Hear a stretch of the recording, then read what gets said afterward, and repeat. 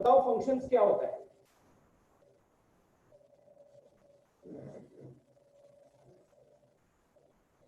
Yes sir. बताइए function क्या होता है? Function sir. हाँ, सर आप अगर हम बताइए कोई क्या भी है फंक्शन? सर अगर हम कोई भी इनपुट डालेंगे तो उसका सर आउटपुट एक ही आएगा। अच्छा, बस इतना बोलोगे?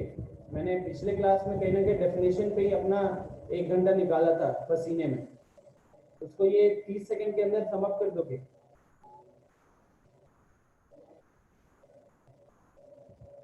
अगर मैं बोलूँ Altaf, there are two sets A and B, because ultimately function is defined for two sets.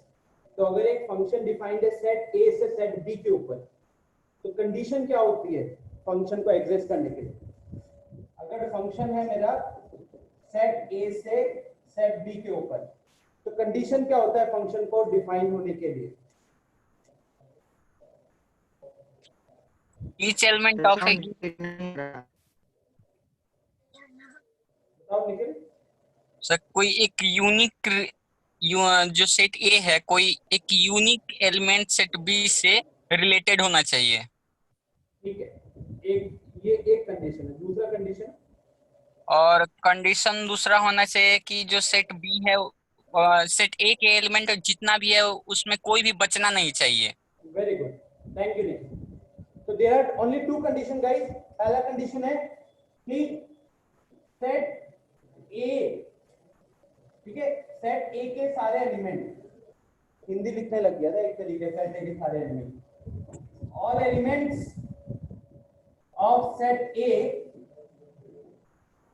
should be related with an element in set B, with an element in set B. ठीक है, तो ये पहला कंडीशन है कि set ए के सारे element set B के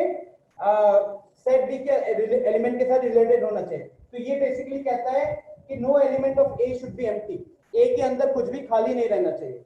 दूसरा कंडीशन क्या है? दूसरा कंडीशन कहता है कि सेट ए के अंदर का एलिमेंट, ठीक है, each element from A should be linked to exactly one element, to exactly one element in B। तो सेट ए के अंदर का हर एलिमेंट इसका हर एलिमेंट एग्जैक्टली सिर्फ एक ही एलिमेंट के साथ लिंक होना चाहिए सेट बी का, एक से ज्यादा नहीं होना चाहिए। ठीक है, एक से ज्यादा नहीं होना चाहिए।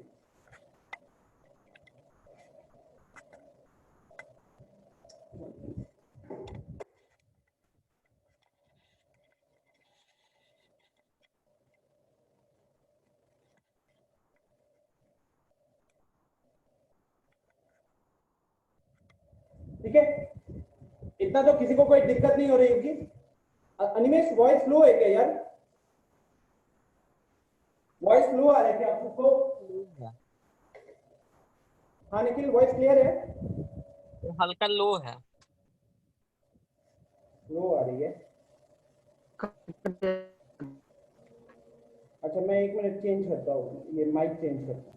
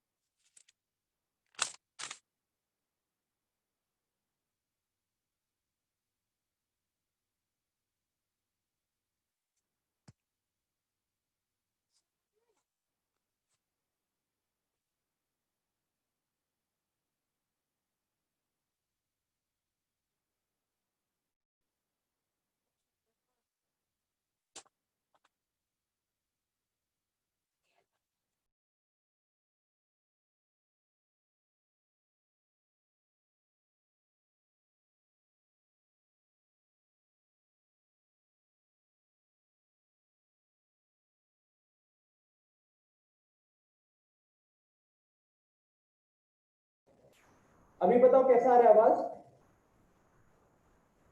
अभी ठीक है क्या? यस सर ठीक है। ठीक है, चलो अच्छा, ठीक है। सो नाउ अगर एक फंक्शन डिफाइंड है सेट ए से सेट बी के ऊपर, तो सिंपल सी बात है कि नॉर्मल अगर मैं बोलूं तो फंक्शन तभी डिफाइंड होगा अगर एक इनपुट के लिए एक ही आउटपुट आए। अगर एक इनपुट के लिए एक से ज्यादा आउटपुट आएगा तो उसको फंक्शन नहीं बोलेंगे। तो इसलिए ये वाली चीज कही जा रही है कि each element of set A should be linked to exactly one element in set B. ऊपर वाला कंडीशन क्या कह रहा है कि कहीं ना कहीं हर इनपुट के लिए एक आउटपुट होना चाहिए, हर इनपुट के लिए एक आउटपुट होना चाहिए। ऐसा कोई इनपुट ना हो जिसके लिए आउटपुट डिफाइंड नहीं है। ठीक है, तो ये तो हो गया हमारा सिंपल फंक्शन का डेफिनेशन। फिर मैंने लास्ट क्लास में आप लोगों को डोमेन एंड रेंज के बारे में, डोमेन, कोडोमेन एंड डोमेन। अब कोडोमेन उतना इंपॉर्टेंट नहीं होता है, right? Main part is domain and range. तो डोमेन हो जाता है हमारा set of all inputs, domain हो जाता है set of all inputs, range हो जाता है सेट ऑफ ऑल आउटपुट। तो जितने भी हम इनपुट डाल सकते हैं इस फंक्शन में, उन सारे इनपुट्स का जो सेट होगा उसको हम बोलेंगे डोमेन, और उस इनपुट के अकॉर्डिंग में जो आउटपुट आएंगे उन सारे आउटपुट का जो सेट होता है उसको हम कहते हैं रेंज। ठीक है, तो ये तो हमारे हो गए डेफिनेशन। अब हम क्या करेंगे, मैंने आप लोगों को पिछले क्लास में बोला था कि क्वेश्चंस कैसे आते हैं यहाँ पे। तो सिंपली अगर मैं बात करूं इस चैप्टर के ऊपर, तो इस चैप्टर के ऊपर क्वेश्चन रहता है कि जैसे हमारे पास हो गया log x। तो आपको पता है कि log x में x क्या होना चाहिए, क्या नहीं होना चाहिए। अब यही log x की जगह पे log of x minus 2 कर दिया। अब x क्या होना चाहिए, log of x square minus 2 कर दिया। अब x क्या होना चाहिए। तो ये अलग अलग वैल्यूज ऑफ या फिर अल्टीमेटली यहाँ पे डोमेन मतलब x हो गया। तो इसका डोमेन क्या होगा, इसका डोमेन क्या होगा, इसका डोमेन क्या होगा। तो इस तरीके से अलग अलग जो फंक्शंस आपको मिलेंगे, ट्रिगोनोमेट्रिक फंक्शन हो सकते हैं, लॉगरिथमिक हो सकता है, एक्सपोनेंशियल हो सकता है, अलजेब्रिक हो सकता है, रैशनल फंक्शन हो सकता है, multiple types of functions possible है। अब उन सारे फंक्शंस में डोमेन कैसे निकालोगे, रेंज कैसे निकालोगे, इसी के ऊपर इस चैप्टर में आपका पूरा डिस्कशन होने वाला है। ठीक है, रेंज वाला जो कॉन्सेप्ट है वो जब तक 12th वाले पार्ट का भी फंक्शंस कवर नहीं कर ले तब तक सारे निकालने में मुश्किल होता है। But when it comes to functions आप समझ जाओ कि ऑलमोस्ट सारे क्वेश्चंस हम सिर्फ 11 के कॉन्सेप्ट से ही सॉल्व कर सकते हैं। तो सबसे पहले हम शुरुआत करते हैं।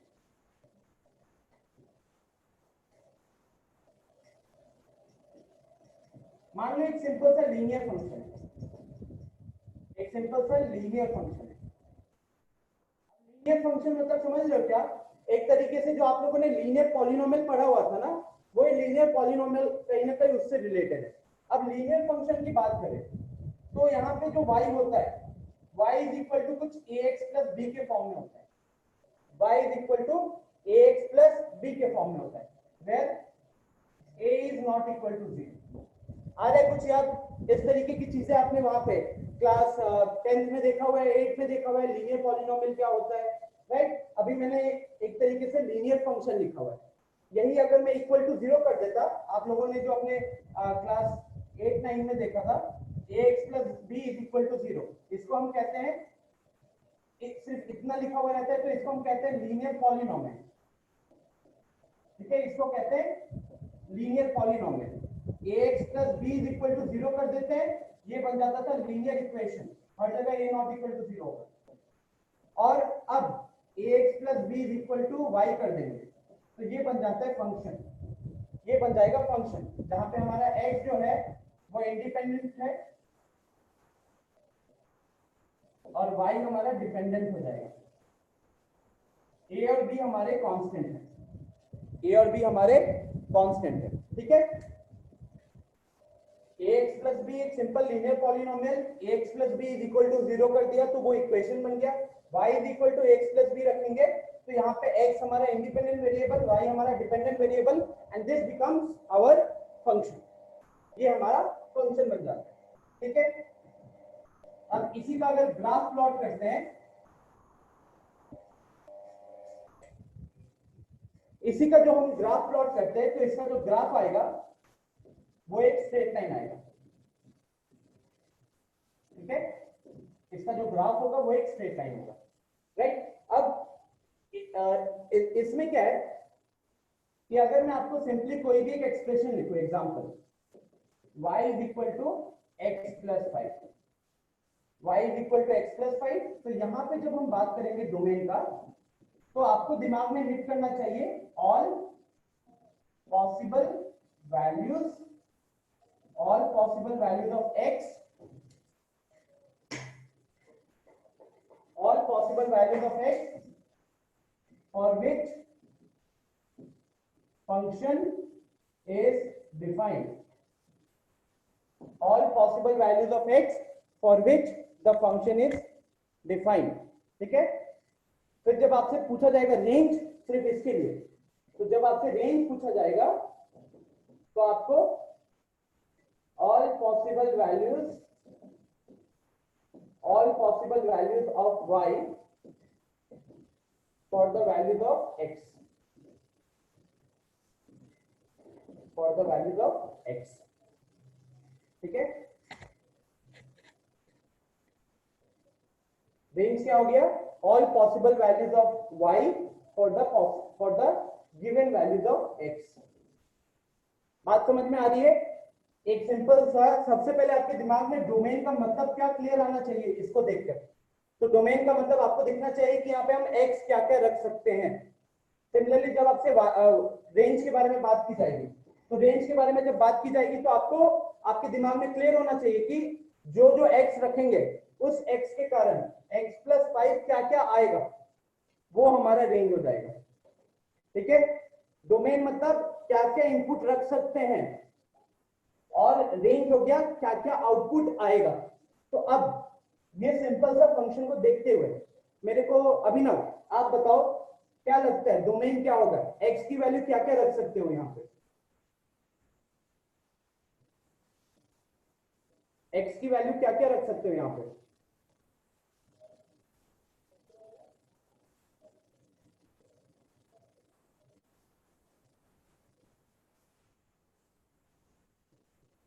हरी अप गाइस,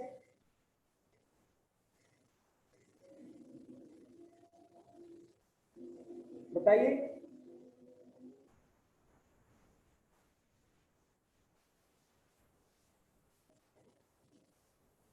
अभिनव एटलीस्ट रिस्पॉन्ड। दीक्षा गलत है।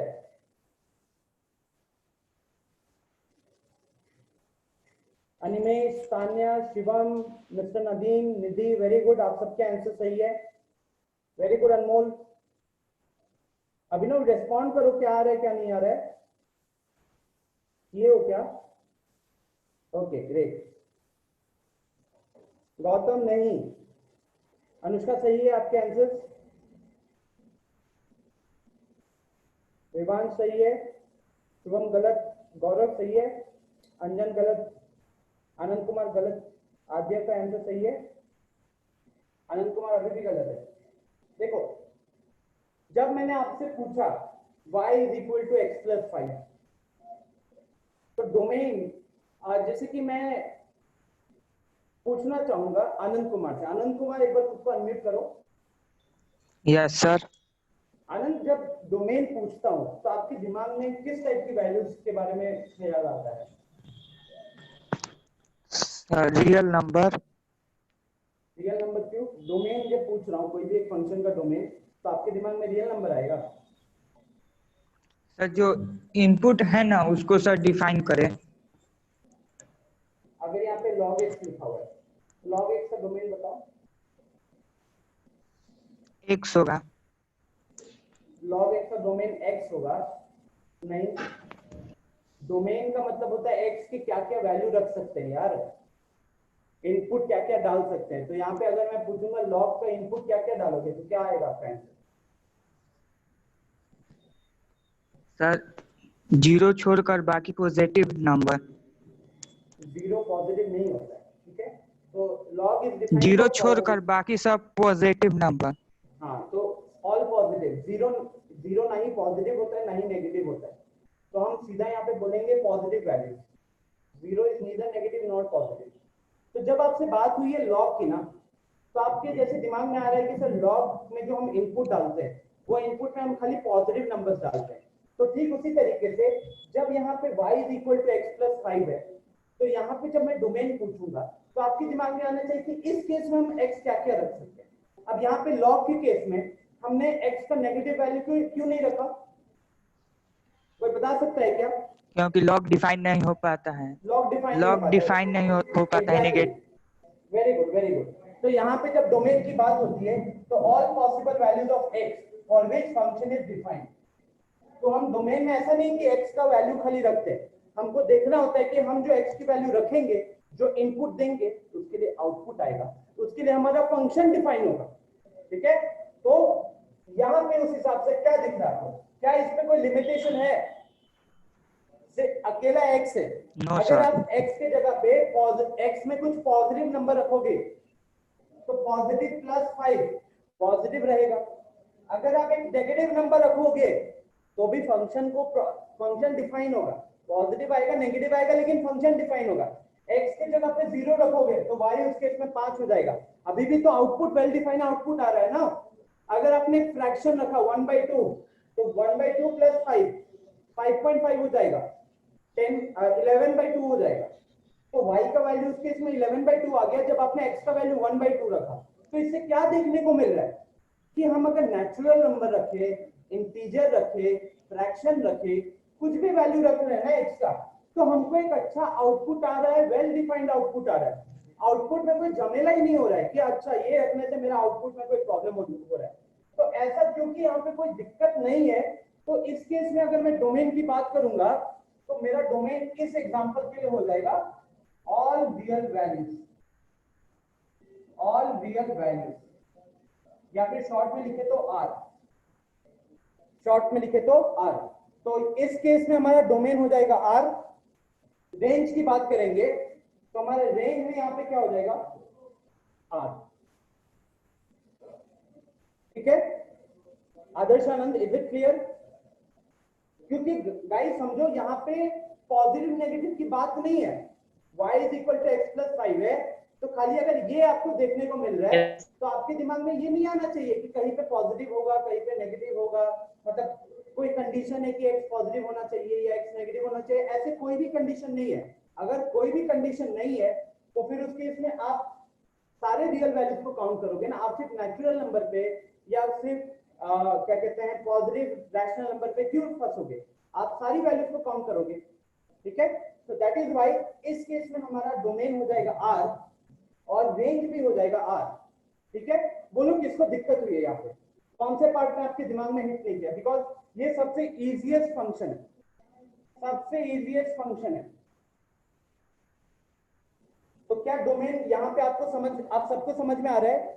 टेल मी यस और no in the chat box यार, कि आपको क्या समझ में आ रहा है कि यहाँ पे डोमेन का वैल्यू आर होगा, रेंज का भी वैल्यू आर होगा? कोई सर, हाँ अल्ताफ बोलो। सर ऑल लीनियर फंक्शन के लिए डोमेन ऑल रियल वैल्यूज होगा।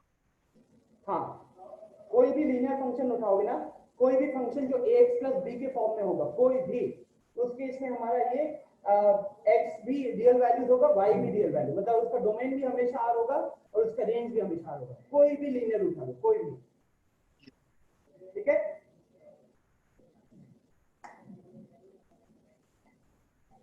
यस निखिल, लॉगरिथम की पढ़ाई हो चुकी है। अच्छा गाइस, एक और चीज, मैंने आज सुबह ही ग्रुप पे अनाउंसमेंट डाला है, इस संडे को लॉगरिथम का टेस्ट होगा। निखिल, अगर आपने क्लासेस अटेंड नहीं अगर आपने सब ज्वाइन नहीं किया था, अभी ज्वाइन किया है, तो हमारी सारी वीडियोस जो है वो यूट्यूब पे अपलोडेड है। ठीक है, आप अमन सर से लिंक ले लेना। ठीक है, तो आई होप गाइस ये सबको क्लियर हो गया होगा। जहां पे दिक्कत होगा ना, देखो ये सबसे बेसिक चीजें हैं, ये जब तक आपके दिमाग में क्लियर नहीं होगा आगे वाले चीजों में आपको प्रॉब्लम होने वाली है। तो कहीं पे भी दिक्कत होगी तो प्लीज बताइएगा।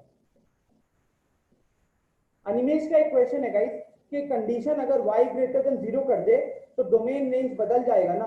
Yes, very good. एक सिंपल सा इसने क्वेश्चन दिया है गाइस, मैं इतना पार्ट को रख कर रहा हूं। कंडीशन ये दिया हुआ है कि ये जो फंक्शन है ना, वो फंक्शन कुछ ऐसा होना चाहिए कि y हमेशा ग्रेटर देन 0 आएगा।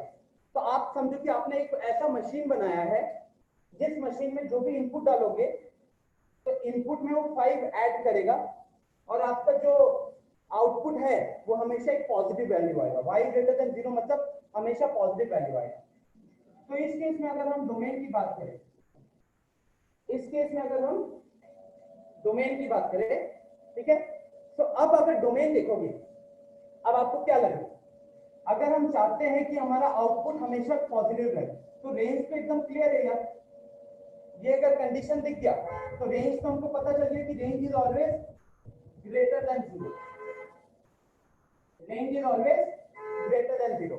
बात करेंगे डोमेन का, तो डोमेन में आपको ये समझना पड़ेगा कि अगर हम x की जगह पे -5 रखेंगे, x की जगह पे -5 रखेंगे तो -5 + 5, ठीक है, ये कुछ ऐसा हो गया ना, इस पार्ट में जगह है, इसका 0 हो गया -5। अब -5 के राइट में कोई भी वैल्यू रखोगे, -5 के राइट का कोई भी वैल्यू रखोगे तो x + 5 हमेशा पॉजिटिव होगा, इसके लेफ्ट का कोई भी वैल्यू रखोगे तो ये हमेशा नेगेटिव होगा। अब क्योंकि हमको कंडीशन ने पहले ही बता दिया कि y should be greater then 0, हमारा x + 5 का जो आउटपुट है वो ग्रेटर देन 0 होना चाहिए, तो उसके हिसाब से हमारा डोमेन क्या हो जाएगा, हमारा डोमेन हो जाएगा कि हमको वैल्यू जो भी रखनी है वो -5 से इंफिनिटी के बीच में रखनी है, -5 से इंफिनिटी। तो यहाँ लिखेंगे -5 टू इंफिनिटी, इस पे भी क्लोज ओपन ब्रैकेट, इस पे भी ओपन ब्रैकेट। ओपन क्यों है, क्लोज कर देते तो 0 आ जाता, क्लोज कर देते तो 0 आ जाता, क्लोज हमको नहीं करना था क्योंकि 0 पे इक्वल टू का साइन नहीं है, तो हमारा डोमेन इस केस में हो जाएगा -5 टू इंफिनिटी, और हमारा रेंज तो पहले ही दे दिया है, ठीक है। सिमिलरली इसका एक दूसरा केस भी देख लेते हैं, जहां भी दिक्कत होगा प्लीज बताइएगा। अनंत कुमार, आई होप अभी आपको समझ में आ गया होगा। यहाँ दूसरा केस देखते हैं, यही फंक्शन आपको दिया हुआ था, यही फंक्शन दिया हुआ था, इसमें बता दिया x ग्रेटर देन 0, यही फंक्शन दिया हुआ था, बता दिया था x ग्रेटर देन 0। तो अब अगर हम डोमेन की बात करें तो हमको तो देखते, ऐसे अगर देखते तो हमको पता चलता कि x का कुछ भी वैल्यू रख सकते हैं, कोई भी रियल वैल्यू पॉसिबल है, कोई भी रियल वैल्यू पॉसिबल है। लेकिन साथ ही साथ जब जैसे मेरे को एक कंडीशन देखने को मिल गया तो मेरे को पता चल गया कि सारा रियल पॉसिबल था, लेकिन कंडीशन में x ग्रेटर देन 0 दिया हुआ है, तो इसीलिए मेरा यहाँ पे डोमेन हो जाएगा 0 से लेके इंफिनिटी, 0 से लेके इंफिनिटी। अब बात करते हैं रेंज का, तो अगर सर क्लोज इंटरवल होगा, कहाँ पे क्लोज इंटरवल होगा, डोमेन में। सर ओपन ही इंटरवल होगा। ओपन होगा ना, यहाँ इक्वल टू का साइन मैंने नहीं लगाया है। सर नेचुरल नंबर भी तो बोल सकते हैं, क्या चीज, नेचुरल नंबर भी तो बोल सकते हैं। नहीं सर, नेचुरल नंबर सर 0 के बगल में ना क्लोज इंटरवल होगा और वहां पे ओपन इंटरवल। नहीं नहीं निखिल, अगर यहाँ पे इक्वल टू का साइन लगाएंगे तो यस इसका सर, मतलब होता है कि x का वैल्यू 0 या 0 से बड़ा होगा, लेकिन अगर ये साइन नहीं है तो इसका मतलब x हमेशा 0 से बड़ा होगा, और अगर x हमेशा 0 से बड़ा होगा तो डोमेन में हम 0 पे कैसे क्लोज ब्रैकेट लगा सकते हैं, इसका मतलब क्या हुआ, इसका मतलब नॉन निगेटिव ही तो कह सकते हैं। हाँ नॉन नेगेटिव कह सकते हैं, नॉन नेगेटिव नहीं कह सकते यार, क्या बात कर रहे हो, कौन है, आनंद कुमार हो क्या, उसमें 0 इंक्लूड हो जाएगा। आनंद कुमार आप स्टार्टिंग से क्लास कर रहे हो, ऐसे बकवास क्वेश्चन कैसे पूछ रहे हो, हमने पूरा मॉडल्स खत्म कर लिया। अगर अभी भी जाकर पहली क्लास देखोगे वहां पे मैंने कितना बार मैंने बताया है कि नॉन नेगेटिव एंड पॉजिटिव के बीच में अंतर होता है, वो है 0, 0 is neither negative not positive. ये बेसिक चीजें आपके दिमाग में क्लास 11th में आ गए हो, अगर अभी भी आपके दिमाग में ये डाउट हो रहा है कि 0 और 0 पॉजिटिव होता है तो भाई आप अभी तक ढंग से पढ़ाई करना शुरू नहीं किए। सर वो जो x greater than equal to 0 लगाए थे उसके लिए सर बोले थे। देखिए यहाँ पे इक्वल टू का साइन नहीं दिया मैंने सीधा बोला कि x ग्रेटर देन 0 है, x ग्रेटर देन 0 बोला है, इसीलिए मैंने यहाँ पे ओपन ब्रैकेट का साइन लगाया।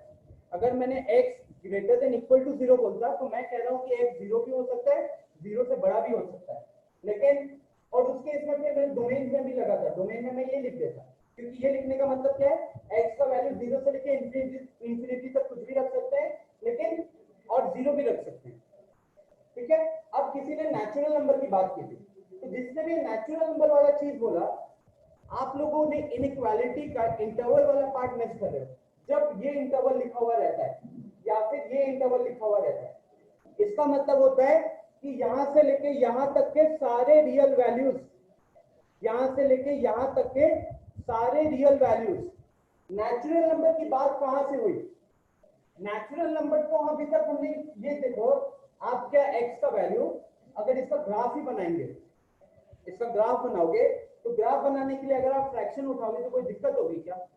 आप लोगों ने अपना क्या कहते हैं क्लास 9th में आपने ग्राफ बनाया हुआ है लीनियर इक्वेशन का, तो इस केस में अगर इसका ग्राफ ड्रॉ करोगे तो इसका ग्राफ में क्या x का वैल्यू अगर हम 2.1 रखेंगे तो y बन जाएगा 2.1 प्लस 5 7.1। तो ये वाला पॉइंट जो है, ये वाला पॉइंट के ग्राफ के ऊपर लाई नहीं करेगा, लाई करेगा ना? तो अगर ये ग्राफ के ऊपर लाई करेगा तो ये डोमेन में क्यों नहीं इंक्लूड करेंगे? आ गया सर समझ में, थैंक यू सर। इनफैक्ट वो वेबसाइट कौन सा था, डेस्मोस,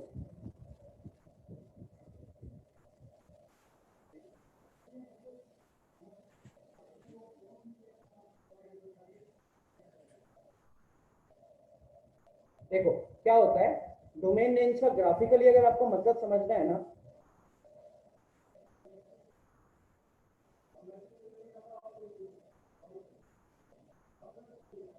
ये देखो यहाँ पे अगर हम सिंपली ग्राफ ड्रॉ करते हैं, ये मेरा ग्राफ बन गया y is equal to x plus 5 का, ठीक है, y is equal to x plus 5 का ये मेरा ग्राफ बन गया। अब आप देखो इस ग्राफ के ऊपर का कोई भी पॉइंट अगर पिक करोगे, मान लो इस पॉइंट की बात करें तो इस पॉइंट का कोऑर्डिनेट देखो, क्या दिख रहा है कोऑर्डिनेट आपको? 4.03, 9.03 दिख रहा है कि नहीं? 4.03, 9.03। यहाँ पे पहला वाला वैल्यू किसका होता है? x का, दूसरा वाला वैल्यू होता है y का। तो आप बोर्ड पे जो फंक्शन लिखा था वो लिखा था मैंने x प्लस 5, तो x के जगह पे जब वो 4.03 रखोगे तो y कितना आ जाएगा? y आ जाएगा 4.03 प्लस 5, तो वो बन जाएगा 9.03। सिमिलरली आगे पीछे कहीं भी इस रेड लाइन के ऊपर का कोई भी पॉइंट देखोगे ना, तो उस पॉइंट में x और y के बीच में, जो एक्सिस है और ऑर्डिनेट के बीच में 5 का गैप है, क्योंकि फंक्शन ही हमने बनाया था x प्लस 5। अब जब आपसे डोमेन की बात की जाती है ना, ग्राफिकली समझो, तो ग्राफिकली आपको ये समझ में आना चाहिए कि x एक्सिस पे कहां से लेके कहां तक की वैल्यूज ग्राफ कवर कर रहा है। ग्राफ जो है x एक्सिस पे कहने के लिए कहां से लेके कहां तक की वैल्यूज कवर कर रहा है। जैसे अगर मैं इसको जूम आउट करते जाऊं, देख सकते हो, जूम आउट करते जा रहा हूं तो बॉक्सेस बड़े होते जा रहे हैं। पहले बॉक्स 1 2 3 4 का गैप में था, अब देखो ये 500 आ रहा है, और जूम आउट करते जाऊंगा तो देख सकते हो कि इसका जो ग्राफ है वो चलते जा रहा है, मतलब एकदम एक कह सकते हो माइनस इंफिनिटी की तरफ है, एक है प्लस इंफिनिटी की तरफ। तो यहाँ पे x के ऊपर कोई पाबंदी लगी है क्या? x के सारे वैल्यूज इंक्लूडेड है। अगर आपको याद होगा हमने इनइक्वालिटी में पढ़ा हुआ है कि ओपन इंटरवल और क्लोज इंटरवल का अंतर क्या होता है। अगर हमको कोई वैल्यू काउंट नहीं करना होता है तो उस केस में हम उस पॉइंट के ऊपर, ठीक है, एक ओपन सर्कल लगा देते हैं। यहाँ पे आपको कहीं भी ओपन सर्कल देखने को नहीं मिलेगा, यहाँ पे हर जगह फ्लिप सर्कल है, बिकॉज यहाँ पे सारे x की वैल्यूज एक्सेप्टेबल है। क्यों एक्सेप्टेबल है? बिकॉज x का कोई भी वैल्यू रखेंगे ना तो y आ रहा है, y एक डिफाइंड वैल्यू आ रही है। इसीलिए यहाँ पे हम कहेंगे कि हमारा जो डोमेन है वो ऑल रियल है, जो हमारा रेंज है वो भी ऑल रियल है। लेकिन अब अगर y पे कुछ कंडीशन लग गया या x पे कुछ कंडीशन लग गया, तब आपके आंसर्स में मॉडिफिकेशन आएंगे। जैसे इस केस में y ग्रेटर देन 0 कर दिया, मतलब वो कह दिया कि जो भी आउटपुट आएगा ना वो ग्रेटर देन 0 वाला ही आउटपुट होना चाहिए। तो अगर वो ग्रेटर देन 0 वाला ही आउटपुट होना चाहिए तो उस केस में हमको देखना पड़ेगा कि फिर उस हिसाब से हम इनपुट क्या रखेंगे। क्या हम इनपुट में -100 रख सकते हैं? तो अगर -100 प्लस 5 करोगे तो -95 बन गया। -95 एक्सेप्टेबल है क्या? एक्सेप्टेबल नहीं है। इसीलिए देखो डोमेन में हमने -95 को काउंट नहीं किया।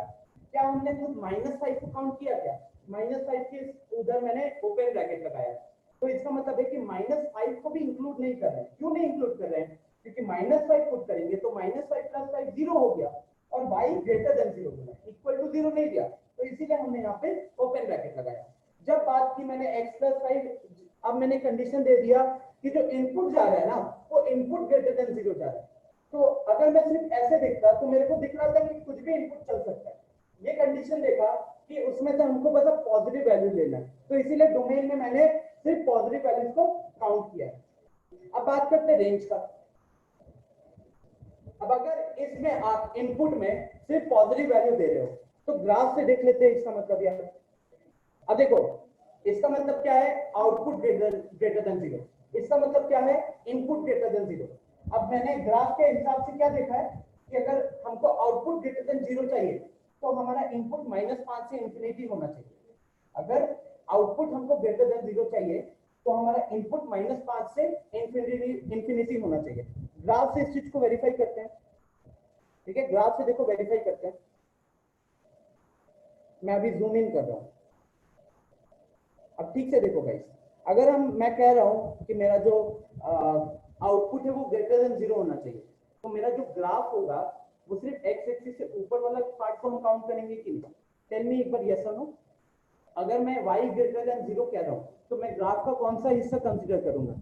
जो x एक्सिस के ऊपर है, क्योंकि x एक्सिस के नीचे क्या होता है, y नेगेटिव होता है, x एक्सिस के ऊपर y पॉजिटिव होता है। मानते हो कि नहीं ये बात? बताओ। Yes sir. ठीक है, तो उस केस में हमको ग्राफ का कितना हिस्सा काउंट करना चाहिए था? क्या हम x एक्सिस से नीचे का कोई हिस्सा काउंट करेंगे? नहीं करेंगे। तो हमारा शुरुआत होना चाहिए था यहां से, क्योंकि यहाँ जो पॉइंट होगा ये पॉइंट तो -5,0 है, और इससे जस्ट ऊपर जो पॉइंट होगा वो पॉइंट में y पॉजिटिव होगा। मानते हो? उस पे y पॉजिटिव होगा, और वहां से लेके मतलब यहाँ से लेके यहाँ ऊपर तक ये पूरा पार्ट में क्या है, y पॉजिटिव है। चाहे आप यहाँ से कोई भी हिस्सा उठा लो, यहाँ पे y हमारा पॉजिटिव ही आ रहा है। कहां से कहां तक मैं कह रहा हूं, रुको,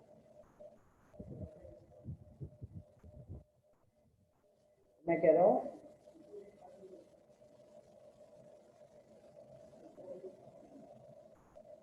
यहां से लेके ये वाला पूरा पार्ट, मतलब ये पूरा ऊपर का कितना भी ग्राफ उठाओगे ना, तो इस हिस्से में क्या है, हमारा y पॉजिटिव है। अब y तो पॉजिटिव दिख गया, अब x के बारे में देखो, x की शुरुआत कहां से हुई है? तो x की शुरुआत हुई है -5 से, और अब x जा रहा है और ग्राफ जा रहा है राइट की तरफ। ग्राफ जा रहा है राइट की तरफ, तो आपका x क्या हो रहा है? आपका x बढ़ते जा रहा है। तो देखो यहाँ पे -5 है, यहाँ पे -4 होगा, -3, -2, -1, 0। तो यहाँ से समझ पा रहे हो ना आपकी ये x की सारी वैल्यूज को अब काउंट किया जा रहा है, x की सारी वैल्यूज को काउंट किया जा रहा है starting from -5। Starting from -5 x की सारी वैल्यूज को काउंट किया जा रहा है विच आर ग्रेटर देन -5। इसीलिए यहाँ पे जो डोमेन बना था, दिख रहा है ना, इसीलिए जो डोमेन बना था वो -5 से इंफिनिटी बना था। ओके, तो आई होप आप लोगों को ग्राफिकली ये समझ में आ रहा है कि ये एक्चुअली में क्या होता है। डोमेन रेंज की जो बात होती है वो ग्राफ से ही बना है, कि अगर आप इसका ग्राफ ड्रॉ करोगे तो ग्राफ में x का कौन सा पॉइंट काउंट किया जाएगा वो डोमेन में आ जाएगा, y का कौन सा पॉइंट आएगा वो रेंज में काउंट किया जाएगा। ठीक है, नेक्स्ट जब बात हुई दूसरे वाले में, तो दूसरे वाले में फंक्शन है y = x + 5। अब इसका ग्राफ तो आपको पता है, वो जो अभी दिखाया था पूरा रेड लाइन जो है, पूरा का पूरा रेड लाइन। लेकिन अब जो हमारा कंडीशन आ गया, कि हम जो इनपुट दे रहे हैं वो ग्रेटर देन 0 दे रहे हैं। तो इनपुट अगर ग्रेटर देन 0 दे रहे हैं तो ग्राफिकली देखते हैं कि क्या होता है। ग्राफिकली एक बार देख लेते हैं कि क्या होता है उस हिसाब से। तो देखो, अगर हम इनपुट अगर ग्रेटर देन 0 दे रहे हैं तो मतलब हम यहां से शुरुआत करेंगे। इसका मतलब है हम यहां से शुरुआत करेंगे और इसको आगे ले जाएंगे, है कि नहीं? x का ये सारा वैल्यूज हम काउंट करेंगे। अब आप देखो कि अगर आप x का ये सारा वैल्यूज काउंट कर रहे हो तो ग्राफ उस केस में शुरुआत कहां पे हो रही है?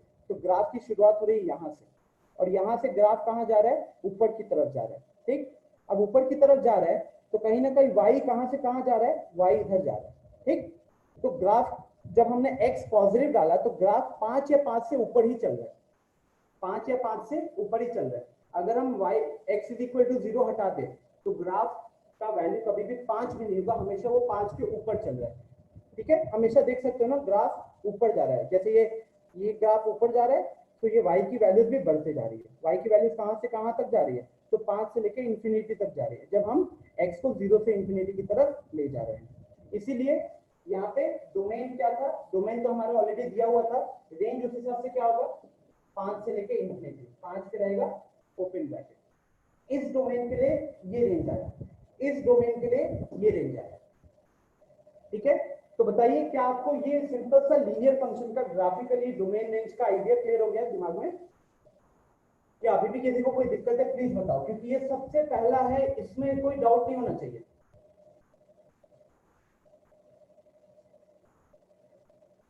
ठीक है, क्लियर है ना? किसी को कोई दिक्कत है क्या? अभिषेक कुमार पांडे, कोई दिक्कत है? रविशंकर, आकाश, कोई प्रॉब्लम?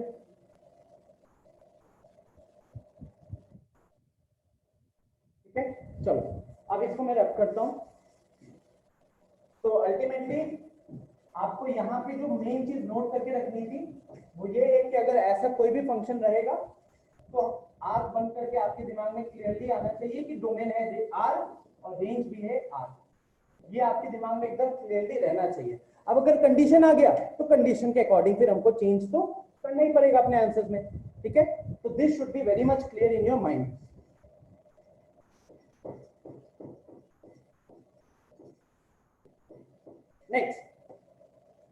नेक्स्ट बात करते हैं कांस्टेंट फंक्शन। कांस्टेंट फंक्शन क्या होता है? y is equal to constant. Example y is equal to 5। Class 9 का चैप्टर नंबर 3 और chapter number 4 coordinate geometry, y is equal to 5 जो होता है वो line parallel to x axis होता है। y इज इक्वल टू 5 जो लाइन होती है वो पैरेलल टू x एक्सिस होती है। सिद्धांत अभी आए हो, गुड मॉर्निंग बोल रहे हो। अब यहाँ पे अगर मैं आपसे पूछता हूँ कि y इज इक्वल टू 5 अगर फंक्शन दिया हुआ है, ठीक है, y इज इक्वल टू 5 अगर फंक्शन दिया हुआ है तो उस केस में डोमेन क्या होगा, रेंज क्या होगा, फटाफट मुझे चैट में बताओ। y इज इक्वल टू 5 के लिए डोमेन क्या होगा, रेंज क्या होगा, फटाफट बताओ।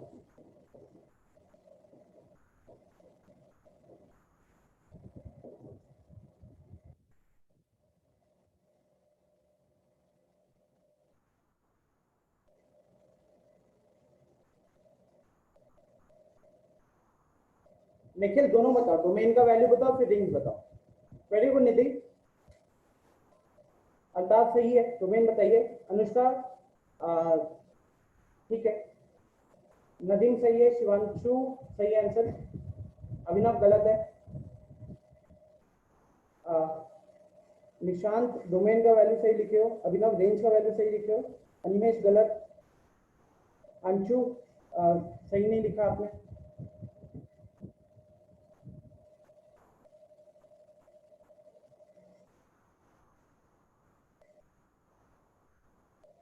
दीक्षा आपने क्या लिखा है?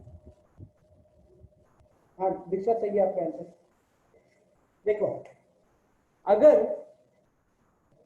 अब ये सारी चीजें थोड़ी सी वहां जा रही हैं, पता है क्या है, y is equal to C, y is equal to constant का जो ग्राफ होता है ना, it is a line parallel to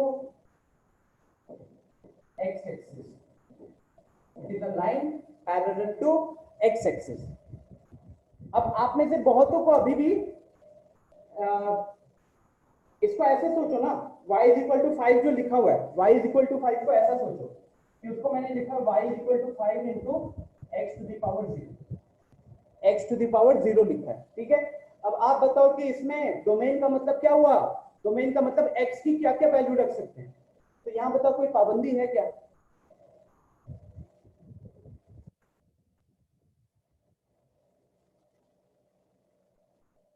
कोई पाबंदी है? No sir. ठीक है, और इसमें ग्राफिकली अगर आप इसको एक बार विजुलाइज करोगे, क्विकली एक बार ग्राफिकली इसको विजुलाइज करते हैं, फिर आपको इजीली वहां पे दिख जाएगा कि फिर क्या होना चाहिए था हमारा।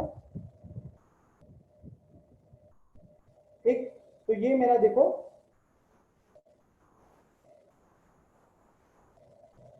ये मेरा क्या कहते हैं ग्राफ है, जो रेड कलर वाला है वो ग्राफ है। देखो ये लाइन एकदम perfectly parallel to x axis है,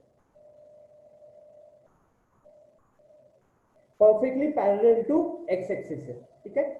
अब अगर ये ग्राफ एक्स एक्सिस के पैरेलल है तो आप ठीक से देखो कि एक्स का क्या क्या वैल्यू ले सकते हैं यहाँ पे, एक्स का क्या क्या वैल्यू ले सकते हैं यहाँ पे। कोई पाबंदी दिख रही है क्या? कोई भी ग्राफ के ऊपर का कोई भी पॉइंट उठाओगे ना तो उसका देखो, मानो जैसे मैं ये वाला कोऑर्डिनेट उठा रहा हूँ, अनिमेश बताओ तो कोऑर्डिनेट कितना लिखा हुआ है?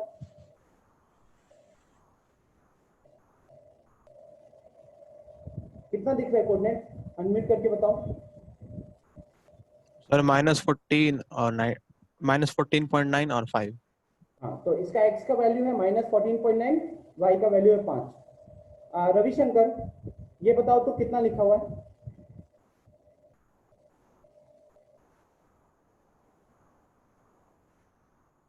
रविशंकर कितना लिखा हुआ है?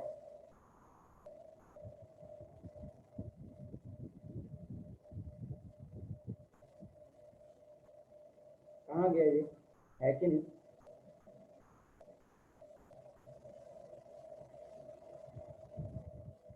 तो रविशंकर हमेशा की तरह सोया हुआ रहता है life. Guys what I want to say is, हम कोई भी पॉइंट उठाएंगे ना, कोई भी पॉइंट, आप सर देखो एक इंटीजर होगा। एक इंटीजर, कौन सा वाला इंटीजर होगा? दूसरा वाला। क्यों इंटीजर होगा? क्योंकि जो ग्राफ है ना वो y इज इक्वल टू 5 है, तो वो हमेशा x एक्सिस है ना 5 यूनिट दूर है, हमेशा x एक्सिस से 5 यूनिट दूर है, तो उसका y कोऑर्डिनेट इसीलिए कांस्टेंट है। देखो कोई भी जगह उठाओगे ना, ये देखो 12.6,5, ये देखो 5.7,5, यहाँ पे -5,5, यहाँ पे -8.9,5। तो समझ सकते हो ना, कॉमा के बाद जो दूसरा जो y कोऑर्डिनेट है वो हर केस में 5 आ रहा है, और y कोऑर्डिनेट हमारा रेंज होता है, x कोऑर्डिनेट हमारा डोमेन होता है। तो यहाँ पे रेंज तो हमको क्लियरली दिख गया कि वो है 5, रेंज हमारा हो गया 5। डोमेन की बात करेंगे तो हो गया 8, क्योंकि हम कुछ भी x का वैल्यू रखे उसके लिए हमारा y एक कांस्टेंट नंबर आ रहा है, x कुछ भी रखे y हमारा एक कांस्टेंट नंबर आ रहा है। तो इस केस में हमारा रेंज 5, हमारा डोमेन 8। तो फाइनली अगर आपको कभी भी ऐसा एक ग्राफ मिलेगा y इक्वल टू कांस्टेंट या y इक्वल टू c लिख देते हैं, तो इस केस में हमेशा आपका डोमेन हो जाएगा r और हमारा रेंज हो जाएगा जो भी कांस्टेंट है, ठीक है। अब पॉजिटिव हो नेगेटिव हो जो भी हो, ठीक है ना। तो this is my domain range for the constant function. अब बात करते हैं क्वाड्रेटिक का। क्वाड्रेटिक से अब थोड़ा सा मजा आना शुरू होगा। शिवम, क्वाड्रेटिक फंक्शन के ग्राफ का शेप कैसा होता है? अगर मैंने यहाँ पे लिखा y is equal to ax² plus bx plus c, तो आप बताइए इसका ग्राफ कैसा होता है? पैराबोला। Parabola, right. अब वो पैराबोला कितने टाइप के पैराबोला होते हैं?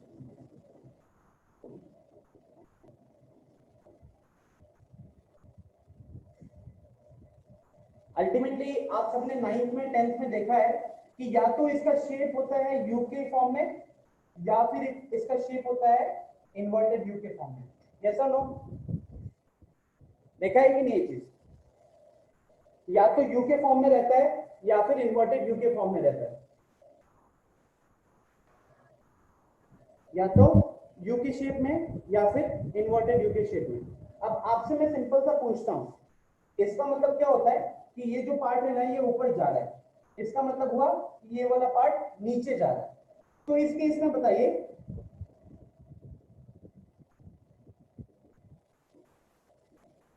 दोनों केस में बताओ कि कहां पे कौन सा चीज डिफाइन नहीं होगा। मिनिमम और मैक्सिमम में से इसका कौन सा चीज डिफाइन नहीं होगा? यहाँ पे मिनिमम और मैक्सिमम में से कौन सा चीज डिफाइन नहीं होगा?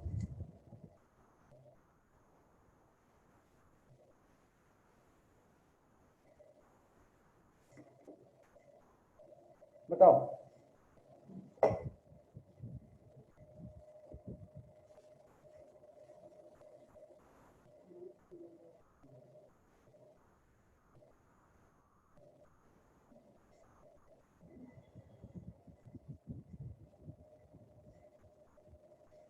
हाँ जी,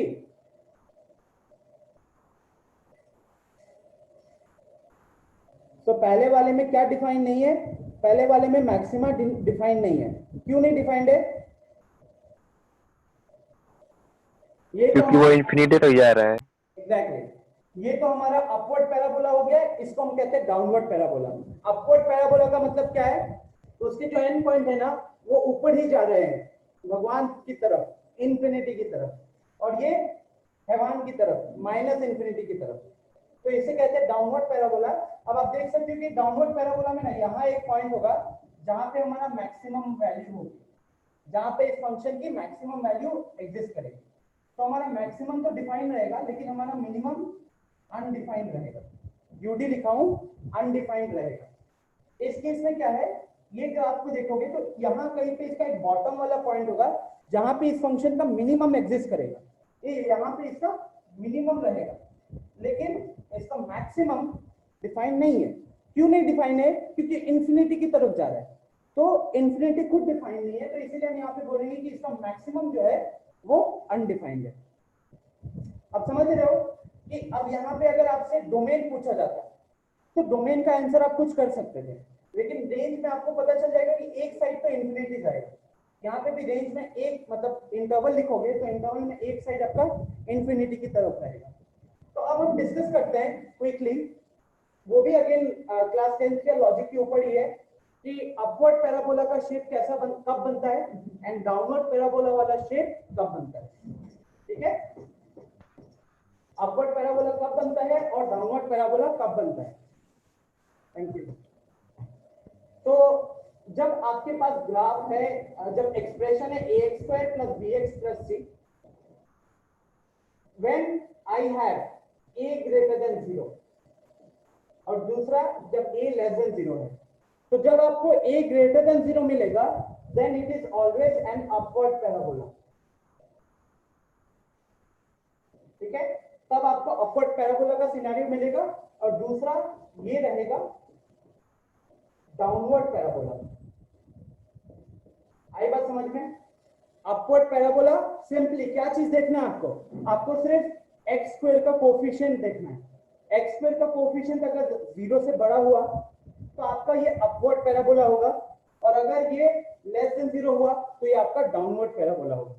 अपवर्ड होने का मतलब आपके दिमाग में क्लियर आ जाना चाहिए कि हमारा मैक्सिमम डिफाइन नहीं होगा। इस केस में आपको पता हो जाना चाहिए कि आपका मिनिमम डिफाइन नहीं होगा। ठीक है, अब बात करते हैं डोमेन का। तो डोमेन दोनों ही केस में आर रहेगा। डोमेन दोनों ही केस में आर रहेगा, मतलब x कुछ भी रख सकते हो। ये चीज अगेन अगर आप कोई भी बुक ही उठा के खोलोगे जहां पे क्वाड्रेटिक का ग्राफ बना हुआ है तो आप हमेशा देखते हो कि ग्राफ में कहीं भी ब्रेक नहीं है, और ग्राफ में कहीं भी ब्रेक नहीं है, पूरा ग्राफ जो है वो इंफिनिटी तक चलते रहता है। तो इस केस में हम ये कहते हैं कि उसका जो डोमेन हो गया वो हो गया आर। लेकिन जब बात करेंगे रेंज का, 0 से इन्फिनिटी होगा।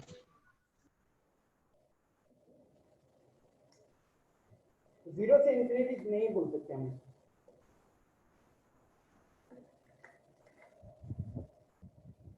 सर आर पॉजिटिव होगा, रियल वैल्यू पॉजिटिव का होगा यार रेंज।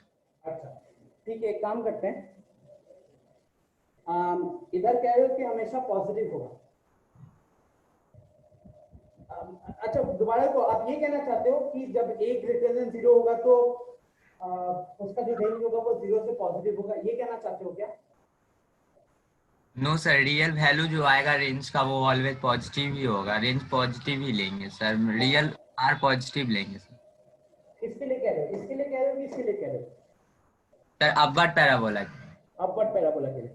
ठीक है, चलो एक ग्राफ देखते हैं। ठीक है, स्क्रीन शेयर किया हूं, ग्राफ देखते हैं।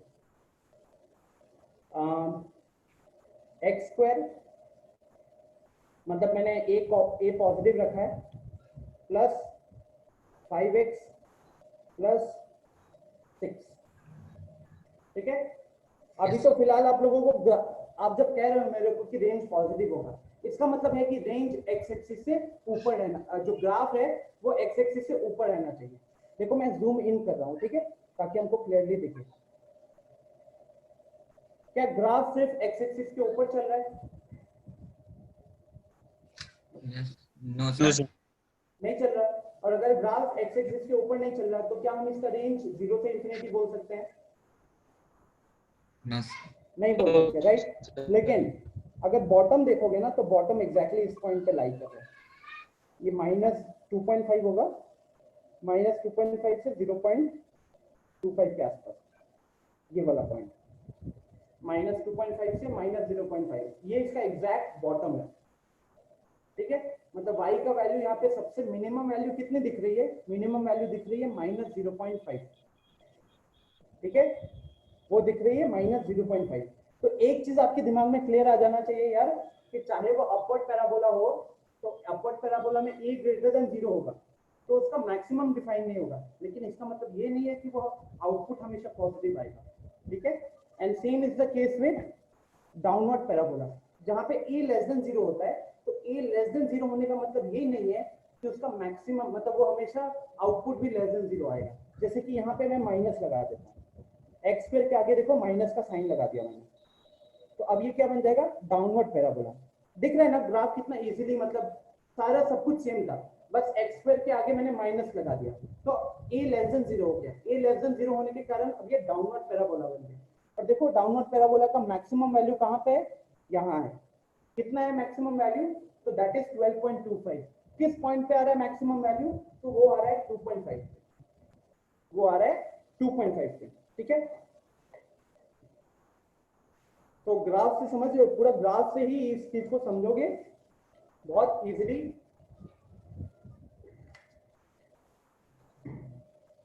समझ में आएगा। तो जब बात करते हैं रेंज का,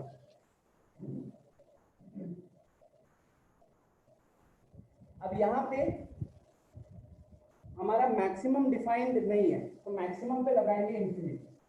ठीक, रेंज की बात करें तो यहाँ पे हमारा मिनिमम डिफाइन नहीं है क्योंकि वो माइनस इंफिनिटी की तरफ जा रहे हैं, तो यहाँ तो हम लगाएंगे माइनस इंफिनिटी। अब बात करते हैं इसका मिनिमम वैल्यू कितना होगा। तो इसका मिनिमम वैल्यू तो इस पॉइंट पे लाई करेगा, इसमें किसी को कोई डाउट नहीं है। अब आप ये नोट कर लो, इसका जो मिनिमम वैल्यू होता है ना दैट इज माइनस,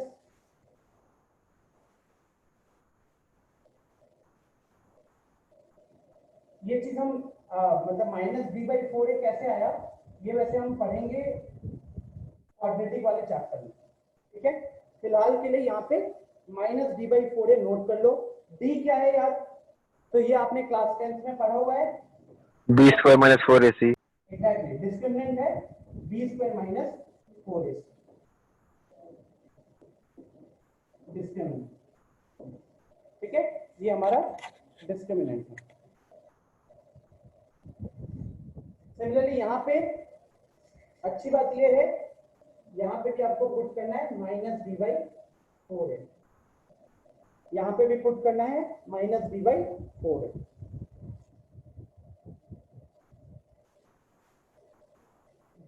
ठीक है, एक्चुअली ये कहते हैं, इसको वर्टेक्स कहते हैं, जहां से ग्राफ घूम जाता है ना इसको वर्टेक्स कहते हैं। तो यहाँ का वर्टेक्स यहाँ है, इसका वर्टेक्स यहाँ पे लाई करेगा, और ये जो कोऑर्डिनेट्स होता है ना इस पॉइंट का, उस पॉइंट के कोऑर्डिनेट्स होते हैं -b/2a, -b/4a। ठीक है, ये हमारे कोऑर्डिनेट्स है -b/2a, -b/4a। तो ये हमारा x का वैल्यू हो गया और ये हमारा y का वैल्यू हो गया।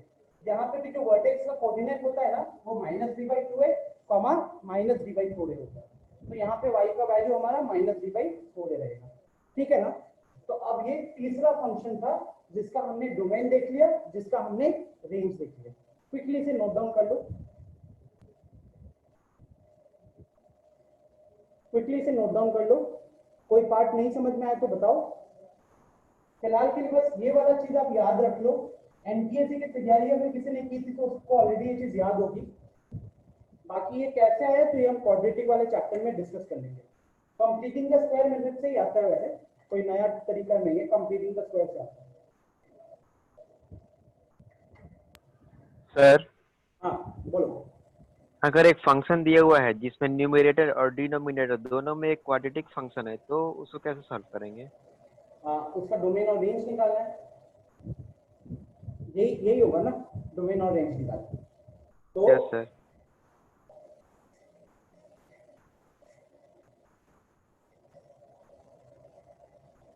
आपने इतना तक कर लिया है ना। मेरे को एक दो और छोटे छोटे फंक्शंस करा देने दो, फिर वो सारे क्वेश्चंस करते हैं। ये पार्ट को मैं रब करता हूँ।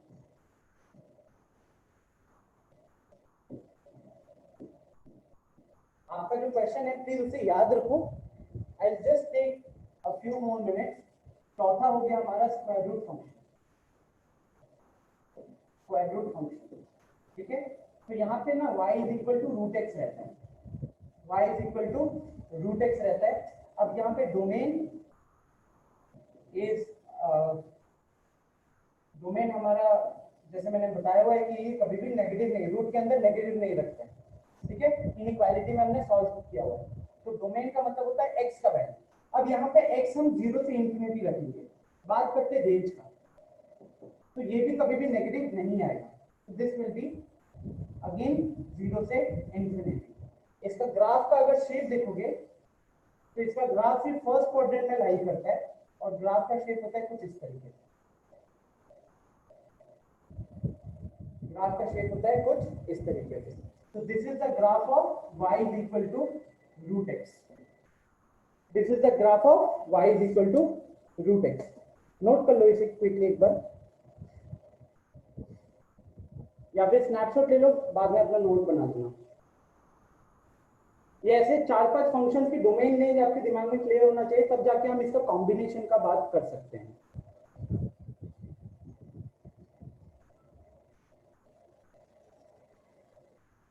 इसके बाद इंग्लिश की क्लास है क्या आप सबकी? यस सर है। Yes sir.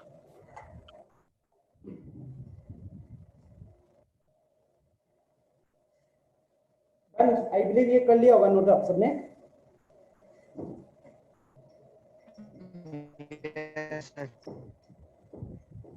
Sir y equal to अगर रूट के अंदर कोई क्वाड्रेटिक इक्वेशन हो तो भी रेंज यही होगा?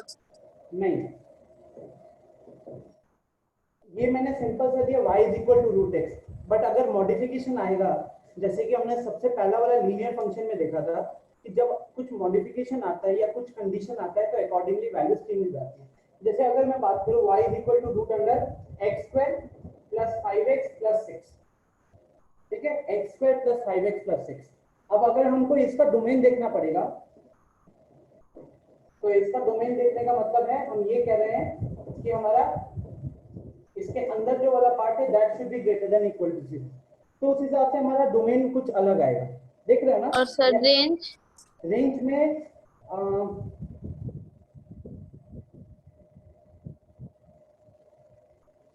रेंज को हम डायरेक्टली देख के नहीं ये कर सकते, हमको यहाँ पे प्रॉपर सॉल्व करना पड़ेगा इसे।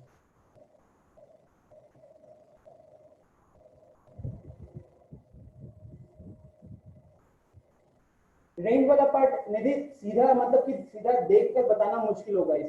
इसमें प्रॉपर कुछ स्टेप्स होते हैं या कुछ केसेस होते हैं जिन केसेस के बारे में डिस्कशन करके बता सकते हैं। बट फिलहाल डोमेन के लिए आपको ये पता है कि अच्छा रूट के अंदर वाली चीज हमेशा नॉन नेगेटिव होनी चाहिए। तो ये मैंने x प्लस 5x प्लस 6 देखा, ये greater than equal to 0 and then accordingly we will solve.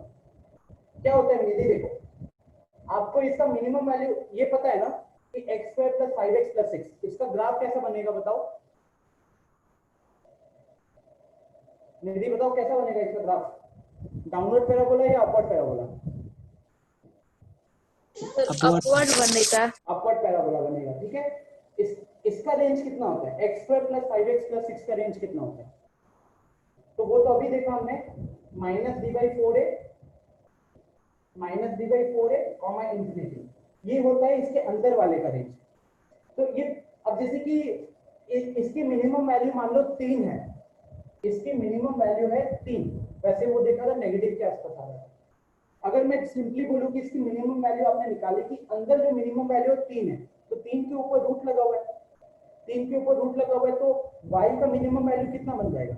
वो बन जाएगा रूट 3, ठीक है। आपने इसको सॉल्व किया, तो आपको पता चला कि इसका मिनिमम वैल्यू आया है नेगेटिव, तो वो नेगेटिव तो हम डोमेन में ही काउंट नहीं करेंगे, ठीक है। तो we will solve this question. बस मेरे को 2-3 फंक्शंस और करा देने दो, फिर ये 5-6 फंक्शंस पे जितने भी अलग अलग क्वेश्चंस बन सकते हैं ना, उन सबका हम डिस्कशन करेंगे। आपको जैसे इसका ग्राफ मैंने दिखाया था, ग्राफ में कुछ हिस्सा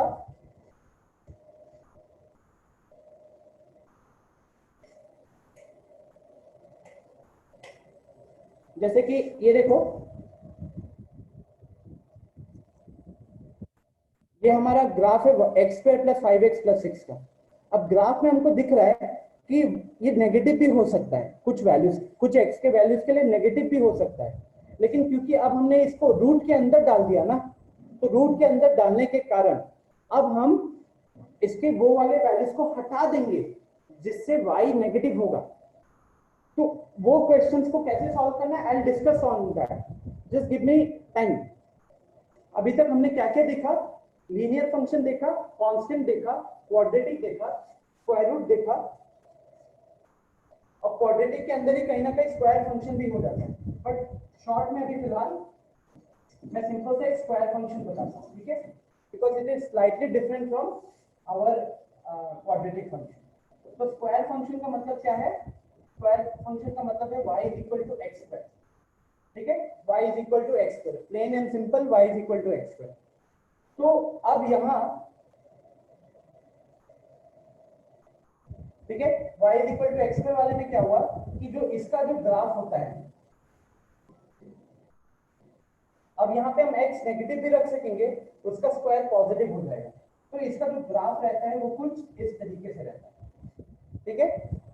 ये अपवर्ड पैराबोला हो गया और ये ओरिजिन से पास करता है, अपवर्ड पैराबोला है और ये ओरिजिन से पास करता है। इस केस में जो वर्टेक्स है वो ओरिजिन ही है, यहीं पे इसका मिनिमम वैल्यू लाई करता है, ठीक है।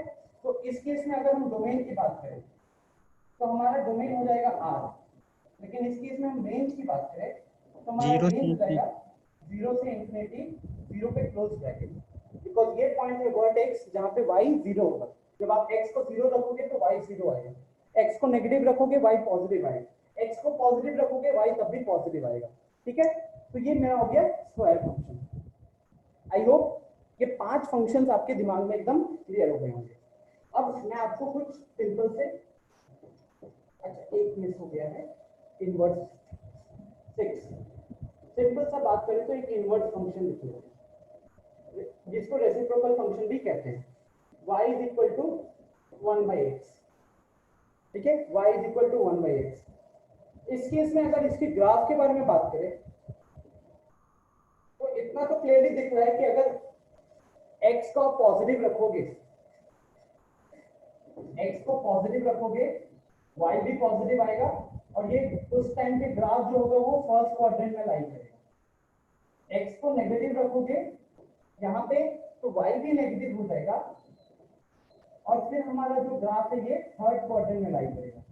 तो मतलब कि एक चीज क्लियरली दिख रहा है कि हमारा ग्राफ ना ही x सेकंड क्वाड्रेंट में आएगा और ना ही फोर्थ क्वाड्रेंट में आएगा। इनफैक्ट इसका जो ग्राफ होता है वो कुछ इस शेप में रहता है। इसमें क्या है कि ये ना इंफिनिटी की तरफ जा रहा है और यहाँ पे ये वाला इंफिनिटी की तरफ जा रहा है। This goes towards minus infinity and this goes towards minus infinity and this is a curve, ठीक है, दिस इज अ कर्व। तो ये हमारा ग्राफ हो गया y is equal to 1/x का।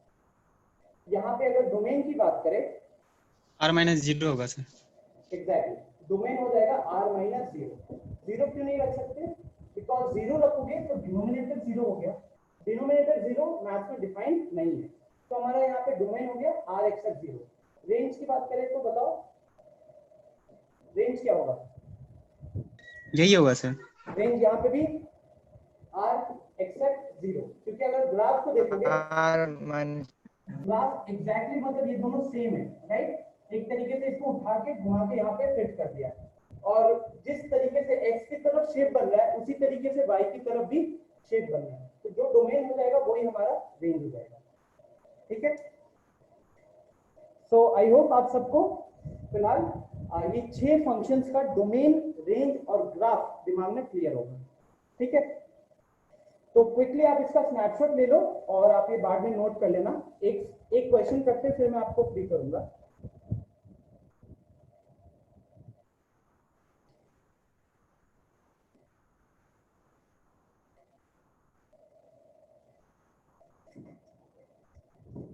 अभी सबसे पहले हमारा टारगेट रहेगा डोमेन, वेरियस डोमेन निकालने का, ठीक है।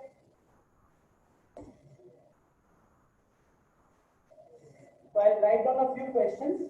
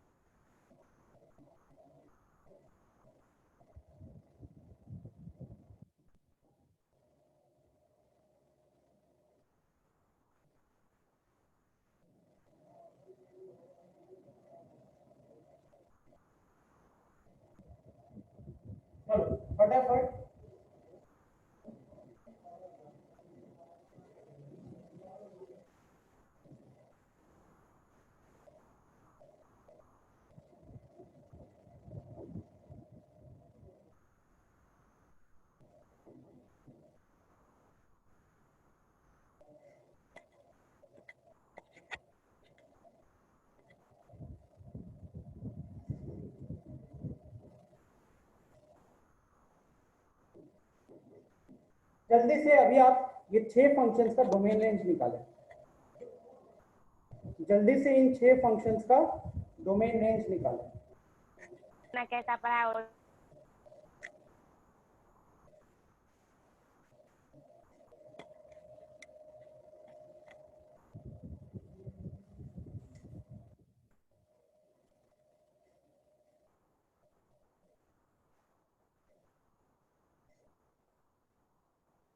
रेंज नहीं, सिर्फ डोमेन। सर बन गया। सारे बन गए, वेरी गुड। आंसर बोले सर? आप मेरे को पहले वाले का आंसर बताओ पहले। सर पहला का आंसर होगा रियल नंबर। पहले का आंसर हो जाएगा रियल नंबर, राइट। एक सिंपल सा लीनियर फंक्शन है, हमेशा इसका डोमेन r लिखोगे। Next sir r-2। r-2। अब गाइस आप में से बहुत लोग इसको r लिखोगे, ठीक है, और रियल वैल्यूज लिखोगे, गलत हो जाएगा क्योंकि अब वो लीनियर एक्सप्रेशन डिनोमिनेटर में आ गया, तो that is not a linear function. Linear function का फॉर्म ax + b होता है। अब यहाँ पे क्या है कि क्योंकि डिनोमिनेटर में आ गया तो कहीं ना कहीं ये इनवर्स फंक्शन, ये ऐसा सोच सकते हो अपने दिमाग में कि लीनियर फंक्शन और इनवर्स फंक्शन का कॉम्बिनेशन है। अब क्योंकि डिनोमिनेटर में आ रहा है तो डिनोमिनेटर कभी भी 0 नहीं होना चाहिए, तो हम x का वो वैल्यू को हटा देंगे जिसके कारण हमारा डिनोमिनेटर 0 हो जाए। अब यहाँ पे x का वैल्यू अगर हम 2 रखते हैं तो हमारा डिनोमिनेटर 0 हो जाएगा, तो इसीलिए हमको ऑल रियल में से 2 को हटा देना है, ऑल रियल में से हमको 2 को हटा देना है, ठीक है। नेक्स्ट क्वेश्चन नंबर 3 बताओ नदीम। r-2 3। r-2 3। अब ये कैसे सॉल्व किया नदीम ने? तो नदीम सर ने इसमें देखा, हाँ बोलो नदीम। सर पहले इसका क्वाड्रेटिक इक्वेशन को सॉल्व कर लिए। एक आया x-2 x-3। हाँ, तो इसने इसको सॉल्व किया। आप इसको मिडिल टर्म फैक्टराइजेशन से करोगे, आपको x-2 into x-3 मिलेगा, जहां से x का वैल्यू आया 2 and 3। इसका मतलब क्या है, x का वैल्यू 2 रखोगे ना तो ये पूरा एक्सप्रेशन इक्वल टू 0 हो जाएगा। x का वैल्यू 3 रखोगे तो ये पूरा एक्सप्रेशन इक्वल टू 0 हो जाएगा। तो आप कुछ भी रखो चलेगा, लेकिन 2 नहीं रख सकते, 3 नहीं रख सकते। तो इस केस में इसका डोमेन हो गया r except 2 and 3। अब इसको क्या कह सकते हैं, इसमें क्वाड्रेटिक एंड इनवर्स को कंबाइन कर दिया गया। क्वाड्रेटिक का कॉन्सेप्ट एंड इनवर्स के कॉन्सेप्ट को कंबाइन कर दिया गया। इस देखा गया कि ये कहां पे 0 होता है, ये मिडिल टर्म फैक्टराइजेशन से निकाल दिया और वो पॉइंट्स को फिर हमने रिमूव कर दिया। क्यों रिमूव किया? क्योंकि डिनोमिनेटर में एक्सप्रेशन है, डिनोमिनेटर कभी भी 0 नहीं होना चाहिए, ठीक है। चलो ठीक है, और किसी ने सॉल्व किया क्या? अंजन, क्वेश्चन नंबर 4 का डोमेन क्या होगा? सर इसका -3 से इन्फिनिटी। -3 से इन्फिनिटी। क्यों? क्योंकि रूट का अंदर वाला चीज बताया गया था कि जब रूट x है तो रूट का अंदर वाला चीज हमेशा ग्रेटर देन इक्वल टू 0 होना चाहिए, ठीक। अब यहाँ पे हमारे पास x + 3 आ गया, तो x + 3 हमारा ग्रेटर देन इक्वल टू 0 रहना चाहिए। x + 3 greater than equal to 0 होना चाहिए, मतलब x greater than equal to -3 होना चाहिए। तो उस हिसाब से हम यहाँ पे डोमेन लिखेंगे, अपना डोमेन लिखेंगे x greater than equal to -3, मतलब -3 से लेके इंफिनिटी, -3 पे लगाएंगे क्लोज ब्रैकेट, ठीक है। अब x - 3 आया है, सर 3 से इन्फिनिटी। एग्जैक्टली 3 से इंफिनिटी, x - 3 रखा हुआ है, तो अब हमारा x greater than equal to 3 होना चाहिए। ग्रेटर देन इक्वल टू 3 होना चाहिए, तो उस हिसाब से हमारा डोमेन हो जाएगा 3 से इंफिनिटी। तो इसमें क्या लॉजिक लगाएगा गाइस, इसमें इन्होंने लीनियर और रूट स्क्वायर रूट फंक्शन को कहीं ना कहीं कंबाइन किया है। आपने ये देखा कि लीनियर फंक्शन 0 कब होगा, वहां से पॉइंट निकाल लिया एंड फिर उस पॉइंट से राइट में गए, ठीक है। नाउ ये मैं 6th वाला किसी और से पूछना चाहूंगा, नदीम से नहीं। तो क्वेश्चन नंबर 6, निधि क्वेश्चन नंबर 6 को कैसे सॉल्व करेंगे? सर x² - 5x + 6 को ग्रेटर देन या इक्वल टू 0 लिख के सॉल्व करेंगे। एग्जैक्टली, क्योंकि अल्टीमेटली जो भी एक्सप्रेशन है वो रूट के अंदर है। तो आप सबको ये समझ में आना चाहिए कि जब हम डोमेन निकाल रहे हैं तो डोमेन निकालने के कारण, क्योंकि रूट के अंदर जो भी चीज होगा वो कभी भी नेगेटिव नहीं होना चाहिए, हमेशा नॉन नेगेटिव होना चाहिए। तो आंख बंद करके जो भी डिनोमिनेटर के अंदर रखा हुआ है उसको लिखो और फिर कंडीशन लगा दो ग्रेटर देन इक्वल टू 0। ठीक है, कंडीशन लगा दो ग्रेटर देन इक्वल टू 0 वाला। अब ग्रेटर देन इक्वल टू 0 में आया इनइक्वालिटी आ गया एक तरीके से, और ये क्वाड्रेटिक इनइक्वालिटी है जिसको सॉल्व करना आप सब जानते हो। ये मिडिल टर्म फैक्टराइज करते x - 2 * x - 3 greater than equal to 0 आएगा। अब जो इनइक्वालिटी में हमने वेबिकव मेथड सीखा हुआ है वही वेबिकव मेथड आएगा। यहाँ पे आ गया 2 और 3, राइट मोस्ट इंटरवल से पॉजिटिव वैल्यू मिलेगा, फिर नेगेटिव और फिर पॉजिटिव। अब क्योंकि हम रूट के अंदर पॉजिटिव वैल्यूज ही चाहते हैं तो हम एक यहाँ से कुछ भी x का वैल्यू उठाएंगे तो वो हमारे लिए रूट के अंदर हमेशा पॉजिटिव रहेगा, यहाँ से कुछ उठाएंगे तो हमारे लिए वो पॉजिटिव रहेगा। तो उस हिसाब से हमारा डोमेन क्या हो जाएगा, हमारा डोमेन हो जाएगा -∞ से 2, क्योंकि इक्वल टू का साइन है इसलिए यहाँ पे क्लोज ब्रैकेट है, यूनियन 3 से ∞। ठीक है, तो ये हमारा डोमेन हो जाएगा किसके लिए, ये डोमेन हो जाएगा इसके लिए। अगर मैंने आपसे सिर्फ पूछा होता, अगर मैंने सिंपली पूछा होता x² - 5x + 6, अगर सिर्फ इसका डोमेन पूछता आपसे तो इसका डोमेन में आपका आंसर आ जाता सीधा r। क्वाड्रेटिक का हमने देखा है, क्वाड्रेटिक में हमने देखा है कि हमारा जो डोमेन रहता है वो हमेशा r रहता है। ठीक है, तो इस केस में हमारा डोमेन इजीली r हो जाएगा। बट अब क्योंकि वो रूट के अंदर आ गया तो हमको देखना पड़ेगा कि कहां पे वो नेगेटिव नहीं हो सकता।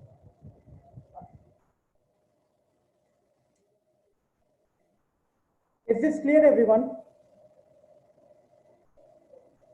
कोई दिक्कत है किसी को, बताओ कहां पे प्रॉब्लम हुआ, कौन सा पार्ट नहीं समझ में आया?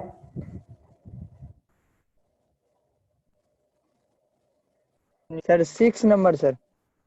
6 नंबर में क्या था ना, बाकी सब मैं ऊपर का रफ कर देता हूँ, इसी वाला था। जब भी हम बात करते हैं रूट एक्स, तो रूट एक्स में ये डिफाइन होता है only when x is greater than equal to 0। तो इसीलिए हम कहते हैं कि हमारा डोमेन हो गया ग्रेटर देन इक्वल टू 0। लेकिन अब जब क्वेश्चन नंबर 6 में रूट के अंदर हमको क्वाड्रेटिक एक्सप्रेशन दे दिया, क्वाड्रेटिक एक्सप्रेशन दे दिया, तो अपन को पता है कि क्वाड्रेटिक इक्वेशन कहीं पे नेगेटिव भी होता है, कहीं पे पॉजिटिव भी होता है। तो हमने क्या किया कि ये वाला चीज को ही यूज किया, इस वाले चीज के अकॉर्डिंग रूट के अंदर जो भी होता है वो ग्रेटर देन इक्वल टू 0 होना चाहिए।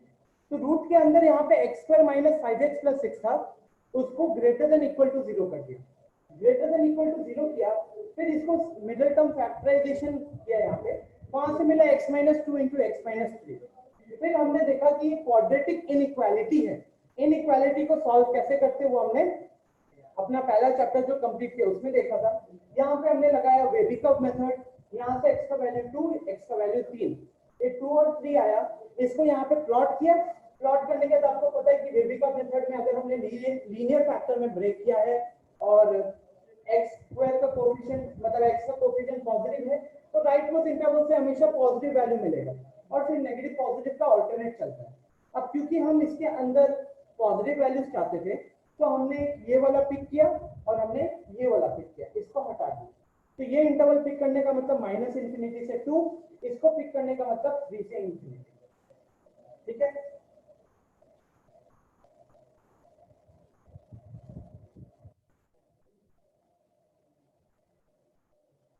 and range will be 0 to infinity actually, range will be 0 to infinity, but range कैसे निकालेंगे ना वो हम थोड़ा बाद में देखेंगे।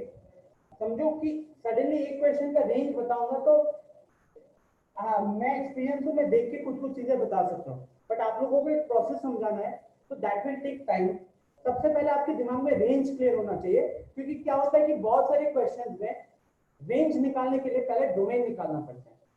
तो अगर डोमेन निकालना अच्छे से नहीं पता ना तो रेंज निकालना मुश्किल होगा। ठीक है, तो हमारा टारगेट अभी जो रहेगा वो रहेगा कि बहुत सारे कॉम्प्लेक्स एक्सप्रेशन भी अगर मिलते हैं तो उसका डोमेन कैसे निकालते हैं ये देखेंगे हम लोग। देखिए मॉड्यूलस अभी और भी बचा हुआ है, मॉड्यूलस फंक्शन बचा हुआ है, फिर ट्रिगोनोमेट्रिक फंक्शन वगैरह बचा हुआ है, ग्रेटेस्ट इंटीजर फंक्शन बचा है, ये सब हम अगली क्लास में करेंगे। ऐसा नहीं कि खत्म हो गया, आज 6 फंक्शंस करवाया मैंने, उन 6 फंक्शंस का डोमेन लेने ग्राफ के ऊपर डिस्कस किया। अब मैं क्या करूंगा, मैं सिंपली एक पेज में 15-20 क्वेश्चंस लिखूंगा, वो 15-20 क्वेश्चन को आपको सॉल्व करना है और उस सब में डोमेन और रेंज निकालना है, ठीक है। यस रिवांश, इनइक्वालिटी पीछे नहीं छोड़ेगा, आपको समझना पड़ेगा कि इसीलिए मैंने सबसे पहला जो चैप्टर पढ़ाया था वो इनइक्वालिटी पढ़ाया था, क्योंकि इनइक्वालिटी का यूज लॉगरिथम में भी मिल गया, देखा होगा आपने। इनइक्वालिटी का यूज सेट्स के क्वेश्चन में भी मिला था, जो जेई में पिछले साल क्वेश्चन आए थे वो क्वेश्चन में सेट के क्वेश्चन में इनइक्वालिटी घुसाया हुआ था। उसके बाद relation is a very small chapter, वहां पे आया नहीं। अगेन फंक्शंस में इनइक्वालिटी का यूज होगा, इसीलिए मैंने इनइक्वालिटी से शुरू किया था। जो टेस्ट होगा संडे, उसमें कितने क्वेश्चन होंगे, कितने घंटे का टेस्ट होगा, ये अभी तक डिसाइड नहीं किया है, आपको सैटरडे को पता चलेगा। अभी फिलहाल टारगेट रखो कि लॉगरिथम का टेस्ट है बस, एंड स्टार्ट प्रैक्टिसिंग। और आज जो 6 फंक्शन देखो गाइस, फंक्शन चैप्टर का खुद से एक अच्छा नोट्स बनाओ, खुद से अवंती के मॉड्यूल से, अपने पास आर डी शर्मा ऑब्जेक्टिव या सेंगेज या अरिहंत है, उसको रीड करना शुरू करो और आज जितने फंक्शंस करे उसके ऊपर जितने भी क्वेश्चन आते हैं उसे सॉल्व करो, ठीक है। एंड मैं अपने साइड से 15-20 क्वेश्चन एक पेज में लिखकर भेजूंगा और आपको उसका डोमेन निकालना है, सिर्फ डोमेन, ठीक है। और फिर जैसे कि बहुत सारे कॉम्प्लेक्स क्वेश्चन है वो हम अगली क्लास में करेंगे। This is going to be difficult but interesting, interesting for the ones who will study in their home, difficult for the ones who will not study in their home। यहाँ 1.25 घंटे की class किए हो, समझ जाओ ये 1.25 घंटा किया है, मतलब घर पे आपको 2.5-3 घंटा पढ़ना पड़ेगा चीजों को अच्छे से समझने के लिए और दिमाग में फिट करने के लिए। तो यहीं से अभी सेशन को एंड करते हैं, ठीक है। Thank you everyone, will meet you in the next class. Bye sir. Bye bye. Thank you sir.